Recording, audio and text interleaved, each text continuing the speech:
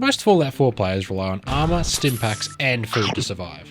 So, being the special little monkey that I am, I decided to make all three of them completely useless. I'm going to try and beat the main quest with only 1 health.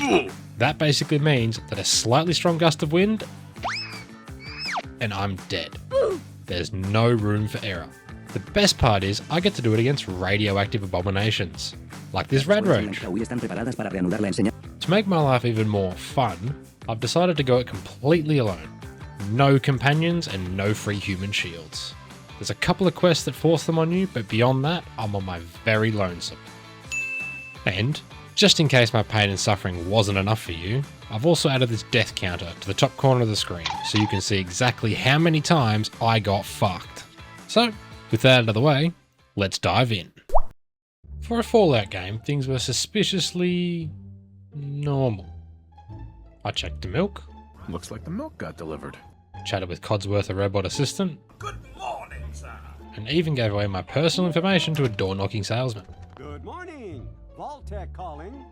In return, however, he did offer me residence in a nearby nuclear bunker that, in a game called Fallout, is surely worth the additional phone calls and junk mail. Hello? Extended warranty? Fucking knew I shouldn't be giving him my info. As I was checking on my son, the inevitable happened. The sirens went off and we quickly made our way to the vault, praying that that salesman wasn't just stitching us up. We arrived at the gate and... Infant, adult male, adult female. Okay, go ahead. Thank you. Well, good thing there's no other single child families that got here before us. Just as we stepped onto the elevator to go down, the bomb dropped and we very narrowly escaped death, which is something I'm sure we'll be doing a lot of in this run. After a brief induction to the vault, we were put into cryogenic chambers and turned into giant popsicles, hoping to wake for a better future. Unfortunately in my case though, the better future was some bald prick stealing my son and shooting my wife. So, with no hit points and now no family, I made my way to the exit, only to be greeted by this fucking thing. A giant mutated cockroach. Now, being an Australian, I'm pretty accustomed to large bugs and other miscellaneous deadly creatures. Our usual weapon of choice is the thong. But unfortunately, there wasn't a pair available, so I had to make do with this baton. In real life though, I at least have a couple of hit points, but melee and 1 health is no bueno.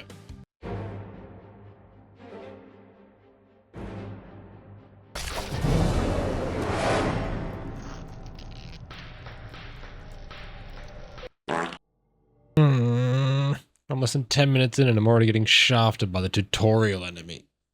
This is gonna suck. Not to worry. Second time I actually managed to hit both the bugs. The third one did me dirty though. Alright, enough of this. It's time to lock in. Let's see if we can beat the main story in under 100 deaths. I know it's a tall order, but I reckon it's doable. With my newfound goal in mind, I quickly figured out that stealth was going to be my biggest ally in this run, and it allowed me to thankfully get past the rad roaches and acquire my first firearm. With my new gun, I easily polished off the rest of the roaches in the vault. Stupidly thinking I was done with all the roaches, I beelined it for the exit, only to be jumped by a Harry Potter roach hiding under the stairs. Thankfully though, I managed to pass it right as it was locked in an animation, before panickingly killing it and narrowly avoiding an embarrassingly third death in the vault. Now finally actually done with the vault, I made my way back up to the surface and had a chat with old Codsworth, who suggested that I make my way to a nearby town. The journey there was rather uneventful, though I did manage to meet Dogmeat, the friendly German shepherd. Unfortunately though, no companion rule meant that I had to leave him behind. Not to worry though, I did make him a safe little home next to my old house. Arriving in Concord, I found some questionably looking individuals engaged in a firefight. Things have been so peaceful since the vault that I just ran in and started blasting. Which, in my defense, was going rather well, but I inevitably picked up my third death here.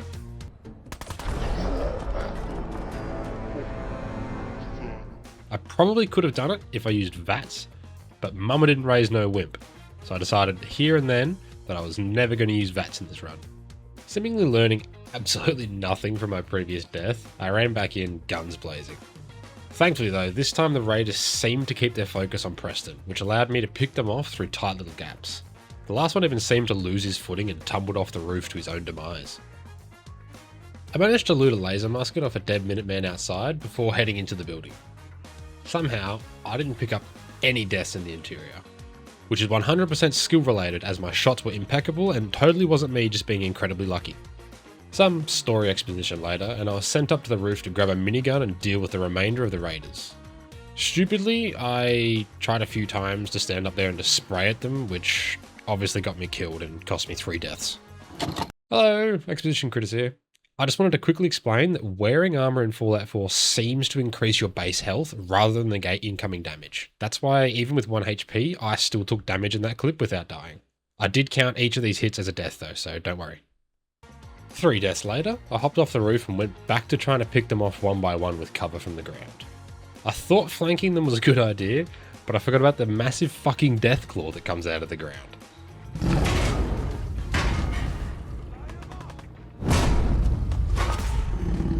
Rather luckily, I managed to find a spot where I had it safe spotted and got almost half of its health down before it slipped inside and fucking haymakered me. With their flank covered by the Deathclaw, I had no choice but to face them head on. I made good use of some corner peeking, and with only a further 3 deaths, I managed to finally finish off the raiders. That still left Mr. Deathclaw, however. For it, I went back up to the roof and tried to spray it with a minigun from safety, but it was too inaccurate at range to kill it, so back down to ground level I went. This time though, I sought refuge in a hardware store, which Big Boy was too big to get inside. After using almost all of the ammo I had, I finally managed to whittle down his health and kill him. With all the enemies defeated, I said good riddance to Fallout's most annoying companion and made my way for Diamond City.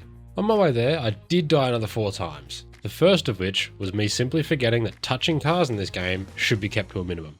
The other 4 were me trying to help out an old diner lady whose son had run up some narcotic debt. The first 2 attempts with them, I pissed off the drug dealers by asking them for more money to resolve the situation. After failing this twice, I ran in shooting, which on my 3rd attempt managed to work. Once I managed to tame my ADHD and actually get to Diamond City without any more distractions, I found out that the detective I needed to find my kidnapped son had himself been kidnapped whilst working a kidnapping case. The kidnap perception immediately caused me to get the shits and go distract myself with the first quest for the Brotherhood of Steel. After watching season 1 of the Fallout TV series, I had planned to complete the main quest line with them. The first quest of this line is one where a companion is forced on you, so I made the most of it and used him as a bullet sponge where I could. Rather annoyingly, however, I did still pick up a few stupid deaths, like not expecting some enemies behind a closed door, or shooting in a flammable room and turning myself into a shrimp on the Barbie. All in all, this quest cost me a further 6 deaths, but it did teach me that I need to lean more heavily on stealth. ChatGPT told me that the best stealth weapon was the Deliverer pistol, so acquiring it was my next mission. This fine piece of weaponry, however, can only be obtained from the Railroad. Now, to explain who the Railroad are, I first have to explain the Institute. The Institute essentially are just a bunch of scientists who live underground, but what they're most known for are the creations of synths, or synthetic humans. They started out as basic robots, the Gen 1s, and progressed into a point where they're basically completely indistinguishable from a real human being. These ones are known as the Gen 3s. The reason why the Institute are known as the boogeymen of the Commonwealth is because they will kidnap you, kill you, and straight up replace you with a Gen 3 synth, with all of your memories just to spy on the people around you. The scariest part is that the synth doesn't even know it's a synth, so unless you go digging around in its brain, no one will ever know that it's an Institute plant. Now I'm sure at this point you're wondering, what the fuck does any of that have to do with the Railroad? Well, the Railroad work to free synths from the Institute. They believe that synths, which are made up of all the exact same materials and organs as a real human, are in fact humans and deserve to be free. It's a noble goal. Now, at this point you're probably thinking, the Railroad are the morally superior choice, the faction that I should be siding with for this run. That the Institute are evil, corrupt, amoral lunatics that should be destroyed no matter the cost. And you're probably right. But one must not forget what the wise African politician once said.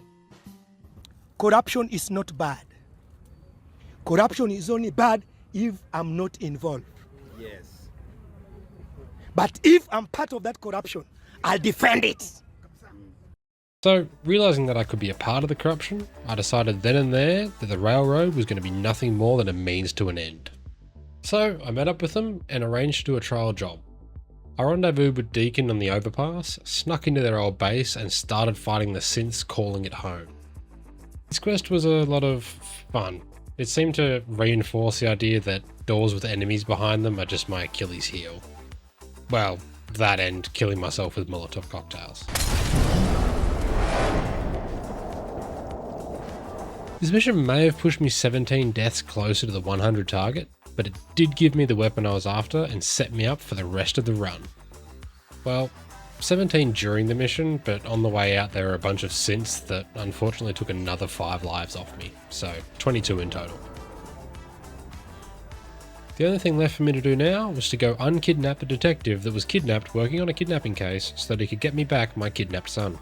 He was held up in an old Vault-Tec vault guarded by some 20th century gangster wannabes known as Triggermen. I honestly expected a lot of deaths here, but after an initial 3 deaths, my new pistol put in the work and I managed to stealth my way all the way up to Detective Nick's cell. To my surprise, Nick turned out to be a prototype synth. He has the body of a Gen 2, but the human personality of a Gen 3, so I guess that makes him a Gen 2.5? If you don't know what I'm talking about, because you skipped the earlier whiteboard exposition, I highly recommend going back and giving it a watch, as it'll clear up all those references. And, whilst you're fumbling around on the timeline, if you think it's worth subscribing, please do. It really helps the channel grow.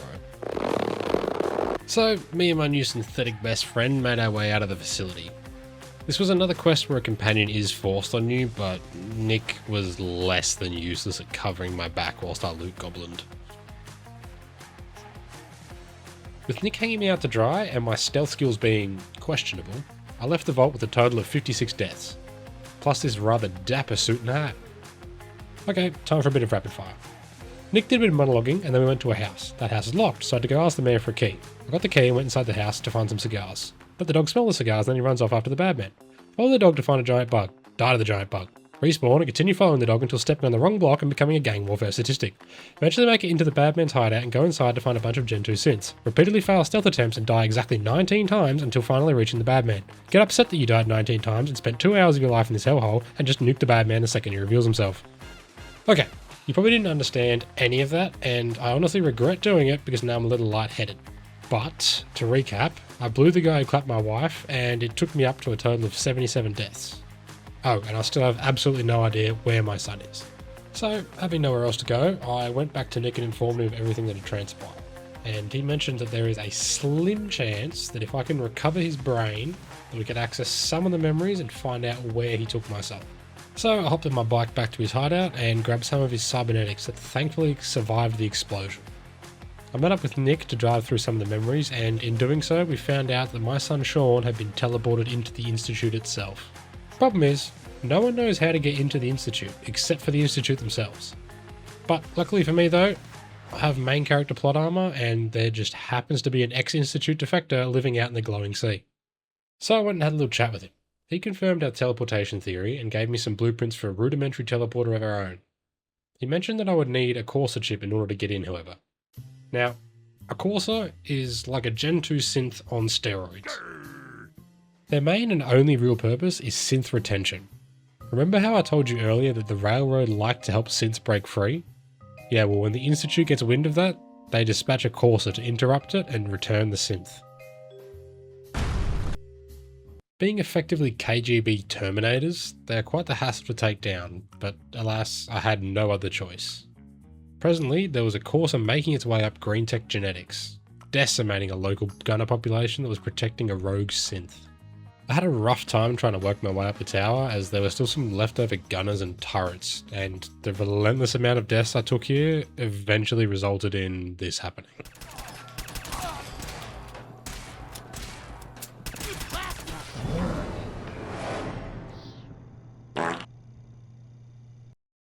Yep, my goal of completing this thing in under 100 deaths had been shattered. You know, with the benefit of hindsight, the 100 goal was rather ambitious. This portion of the mission alone cost me more than 19 lives, and I can assure you, things only got more painful from this point onward. We entered the game with nowhere near 100 deaths. By the time I'd actually made it up to the Corsa, I had a total of 106 deaths, most of which were to random bullshit, like this precision orbital Molotov strike.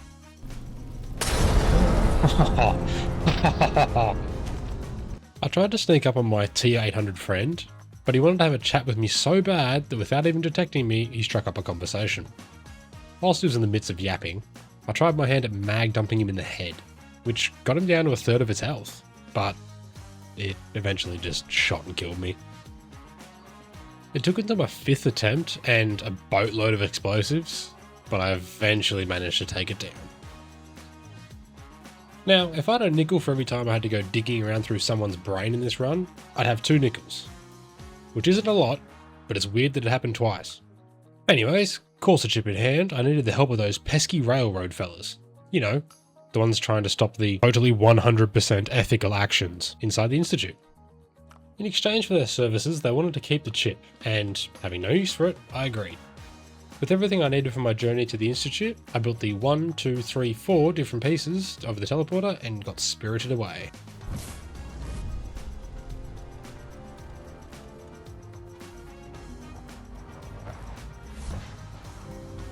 Now inside the home of my hopefully soon to be employers, I rapidly descended down their shaft and along a hallway until...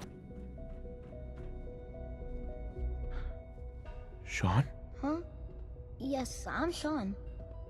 What, you think this is my son? You stupid banana lover, this is nothing more than a synth pretending to be my son. This is my actual son. Okay, so turns out I spent a lot more time on ice in between when Baldy shot my wife and when I woke back up. 50 years longer to be exact. So, after me and Saggy Bollocks here had a bit of a reunion, he welcomed me into the Institute and I went on my first mission with the Corsa X688. This mission turned out to be the single most painful thing in this entire run. It was cursed start to finish. It started from the moment I met up with X6.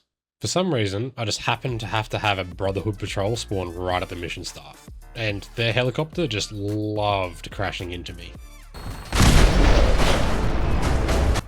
It even crashed into me when I didn't even shoot at it. The bloody thing even adapted teleportation as a fucking evasion maneuver. And when I wasn't being kamikazed by a helicopter, I was murdered by dogs jumping out of bushes. They came bounding over. After finally defeating the Brotherhood patrol, and with 17 more deaths to my counter, I finally got to go over the game plan with X6. There was a rogue synth who had become the head of a gang, and we were tasked with retrieving him. And herein lies the problem. This mission requires moving across large gangplank sections with little to no cover. And in a normal run, this would be fine, but with 1 health, it sucks. Now, I want you to remember that I started this mission with 128 total deaths. Got that number locked in? Good, because it's the last time we're ever going to see it this low. In keeping with what has sort of become a cliche on this run, I first tried running in guns blasting, which went exactly the same way as every other time I tried it. So I went back and tried it sneaky peeky like, picking them off from a distance, but again, I didn't make it very far. The problem I was facing was this legendary enemy, who some asshole at Bethesda put right at the start of this section. This guy had way too much health for me to deal with, but eventually I managed to get through all the low-level guys, and I quick saved so I could deal with him mano a mano. This turned out to be a massive mistake. You see, for quite some time now I had just been quick saving, which means I had no save to revert to, whilst a practically unkillable enemy was lurking right around the corner. What happened next was essentially the entire plot to Tom Cruise's Edge of Tomorrow. Basically, I would just die, and then wake right back up in danger and die again, over and over and over. All I had was this tiny pole for cover, whilst an actual death machine was running full pelt at me. I tried everything, and it eventually ended up where I was just straight up cowering in a room, praying to the Lord above that he was going to leave me alone. This guy was fucking relentless.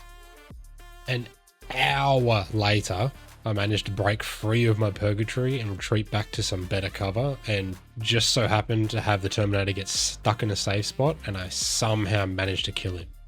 This one guy increased my kill count by 40%. Finally done with what was apparently this game's final boss, I stuck my way over to the gondola just to have this happen.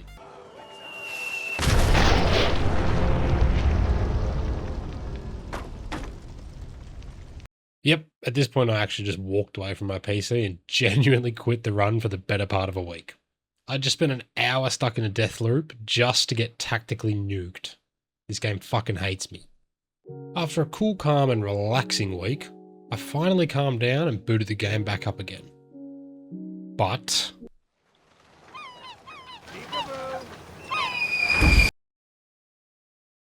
nah, just kidding. It thankfully sailed right past me.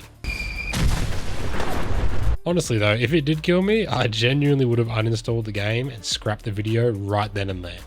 I finally managed to get up to the top and reclaim the rogue synth, and with it, brought to a close what would be one of the most painful chapters in this entire run. With all this thankfully behind us, I reported back to Father, who is actually my son, but everyone in the Institute just calls him Father.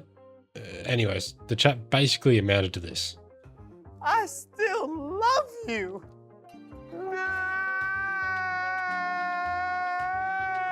After our little father-son loving reunion, we went back inside the Institute for my first ever board meeting, where Father informed me on their top secret Phase 3, which is basically just the building of a big old nuclear reactor to power the Institute into the future.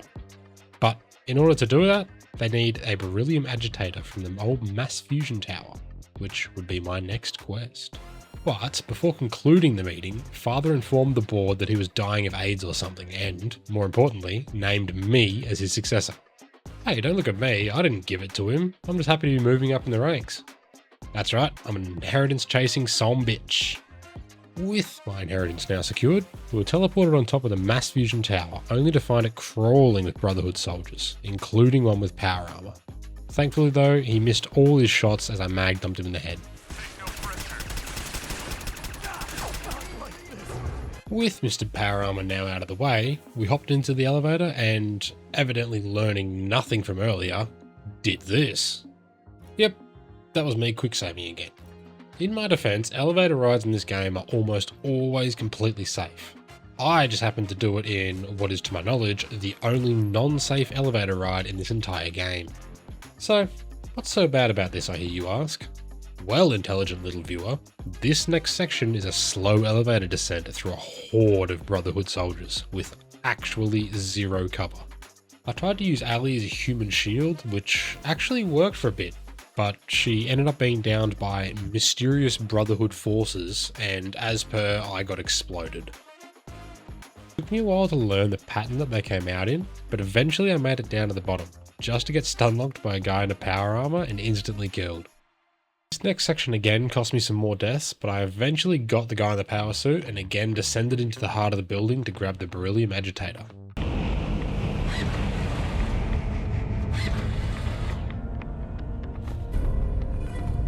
Unfortunately, this triggered a bit of a security lockdown that then brought out 2 Assaultrons and a sentry bot. I managed to get the sentry bot's health low enough to self-destruct with my 2 mini nukes.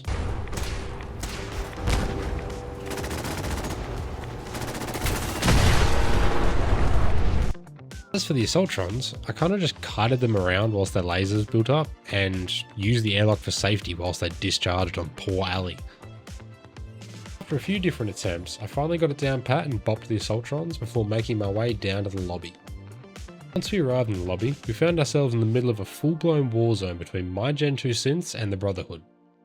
I was given the option of leaving the synths to clean up on their own, but being the responsible future director I am, I risked my incredibly fragile life for the cause.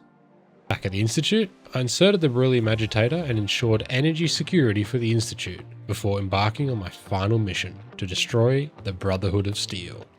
I was teleported into the outskirts of the Brotherhood's main base at the old Boston airport, and I began my stealth mission to destroy their teleport blockers that were restricting the ability for the Institute to teleport in a boatload of synths. I once again did some sneaking, some dying, and then some more sneaking, until I eventually got through all the enemies and destroyed all the teleportation jammers. Now on the home stretch, and with my backup arrived, we made our final push towards the Brotherhood's big anti-communist robot. The final section of this run tasked me with protecting this Gen 1 synth, that is basically just a big USB stick, whilst it uploads a virus to the big robot so that we can take it over. Problem was, the stealth strategy that I've relied on so heavily until now only really works well on the offense. Defending something is a bit of a different story. Most of the lives I had here went like this. I didn't really have much strategy here, and for the most part, I continued to just do the same thing over and over, getting just a little bit further each time. What turned out to be the real game changer was me remembering that I had these things, synth relay grenades, which basically just teleported a Gen 2 synth to come aid me. In typical fashion though, as soon as I figured it out and called them in, this Brotherhood scribe slid in and smacked me across the face. Without old Slidey Boy though, the called-in synths gave me just enough of a distraction to finally allow the Gen USB synth to upload the virus. With the big boy robot firmly now under our control, we made him reenact the Hindenburg disaster. It would have been cool for me to get this recorded, but the power of loot was too enticing and I was busy vacuuming up every last morsel and I missed the cool thing happening. Unfortunately, I didn't even get to vacuum all of it up, as I was teleported away to watch the Brotherhood's aerial carrier come crashing down. And with that, marked the end of the Brotherhood and the end of the run. 297 deaths later and I had done it. Well, 299 in reality, as like a literal moth to a flame, I decided to run back into the burning wreckage not once, but twice in search of the loot that I was unfairly robbed of. And with that, all that's left to say is, thank you for watching. My next video is going to be a Kerbal Space Program one where I try and race against the Americans to the moon as the Soviet Union. If watching my dumbass try and figure out literal rocket science seems like something you're interested in, hit that subscribe button so you don't miss out. If not, why not check out one of my other videos where I do this kind of stupid shit all the time. Like this one where I try to beat Skyrim with a pot. Either way though, thank you for your time and I hope you enjoyed.